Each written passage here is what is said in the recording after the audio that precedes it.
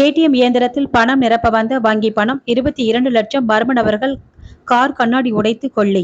செங்கல்பட்டு மாவட்டம் மதுராந்தகம் எஸ்பிஐ வங்கியில் இந்திய ஒன்றி வங்கியின் ஏடிஎம் நிலையத்தில் பணம் நிரப்புவதற்காக மதுராந்தகம் எஸ்பிஐ வங்கியிலிருந்து 94,50,000 பணம் எடுத்துக்கொண்டு 2 ஊழியர்கள் காரில் மதுராந்தகத்தில் உள்ள செங்குந்தர்பேட்டை, கடப்பேரி ஆகிய பகுதிகளில் உள்ள இரு ஏடிஎம்மில் பணத்தை நிரப்பிவிட்டு கடைசியாக மதுராந்தகம் பேருந்து நிலையம் அருகில் உள்ள ஏடிஎம்மில் பணம் நிரப்பிக் கொண்டு இருந்த பொழுது அவர்கள் காரில் இருந்த 22 லட்சம் பணத்தை மர்ம நபர்கள் காரின் பின்புறம் உள்ள கண்ணாடியை உடைத்து அதில் இருந்த பணத்தை கொள்ளையடித்து சென்றுள்ளனர். இச்சம்பவம் குறித்து மதுராந்தகம் போலீசார் வழக்கு பதிவு செய்து விசாரணை மேற்கொண்டு வருகின்றனர்.